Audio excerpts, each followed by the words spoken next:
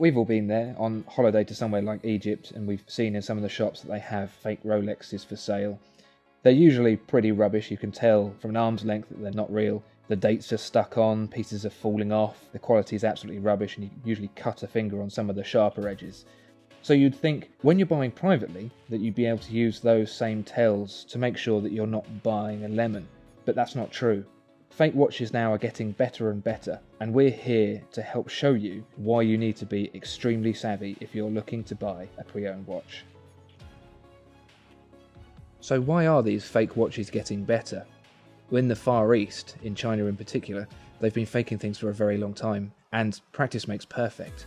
They are even faking the machinery that the Swiss use to make these watches, so the final tolerances are getting better and better.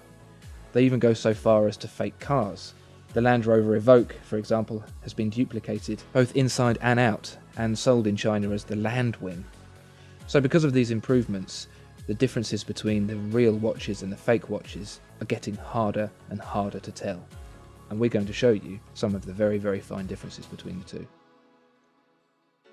Unfortunately, the differences between the two are very subtle, so we're going to have to show you in extreme detail how to spot the difference between the real and the fake. First of all, we'll start with the case. There's actually no perceptible difference, even with magnification, between the size and the shape of the case. The finishes are identical, polished and brushed. The only real way to tell the difference is by the text between the lugs on the top and the bottom. The crown, again, you're very hard pushed to tell any difference. You have to look right down into the grooves to see that the machining on the fake is slightly more coarse than on the genuine. The bezel, again, is very difficult to tell between the two, with the bezel pip on the fake being slightly more white and the lume being slightly dimmer. On the genuine watch, the numbers in the bezel are applied in platinum via a PVD process, whereas on the fake, the numbers are painted. And under high magnification you can see that the paint is shiny and uneven, whereas the PVD on the genuine is completely flat. It's the same story for the crystal. They're very, very similar, with only a very close look revealing that the edges of the genuine crystal are slightly more beveled than the fake. The fake even has a laser etched crown at 6 o'clock. They're both very, very small, and viewing at high magnification shows that the fake's is slightly more coarse. The reflectivity of the crystals is very similar. There doesn't seem to be any perceptible difference between the glare on the two. But one of the larger differences is the magnifying window, which is coarser on the fake and has a more blue anti-reflective coating, which doesn't do as good a job at cutting out the glare. The retort, that's the inner edge of the case around the outside of the dial, is more angled on the fake, and the engraving isn't as well defined. On the dial itself, the markers are ever so slightly more rounded on the edge on the genuine watch. The font spacing is different between the two, with the M in 300 meters being spaced out further on the genuine. Although the print quality is almost identical between the two, the thickness of the print on the fake is thinner than the genuine, and so the paint itself appears slightly more grey than the genuine. Between the two, the lume is worse on the fake, but only marginally. If you have a closer look at the hands, you'll see that the edges on the fake are more coarse than on the genuine, with the lume being worse on the fake. Now the date wheel, that's the biggest tell between these two watches, and the thing that's given it away. The numbers aren't as centered on the fake, and the print isn't as good quality. Being magnified with the magnifying window, it's easier to see the differences. But even so, the differences are still very slight. If we turn the watches over, even the case backs have the same engraving on the inside.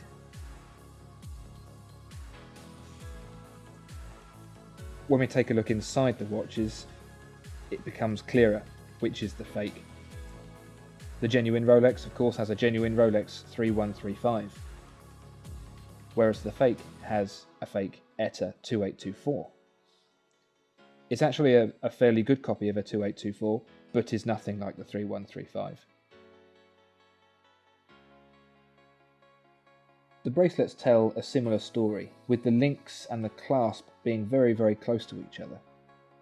Really, the biggest tell are the tolerances on the screws, which don't sit as flush on the fake, and the text engraved on the clasps isn't as neat on the fake.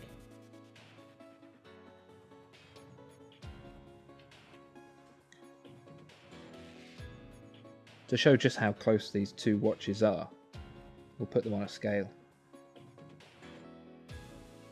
There's a genuine one, that's 80 grams, and the fake,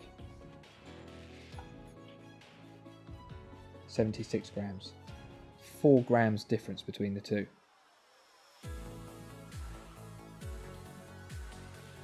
So fakes are getting harder and harder to tell, and the differences are only going to get smaller. There are even forums out there that cater to fake watch enthusiasts, where they tweak the watches with custom parts to improve them, spending thousands on their hobbies. So if you want to buy pre-owned, you need to be careful, especially when buying privately. The best way is to find yourself a reputable pre-owned retailer, someone with a good presence that you can trust, someone that's been in the market for a long time. That's the best way to avoid a fake, is to take the risk out of your hands, because as you can see, it's very, very easy to make a mistake.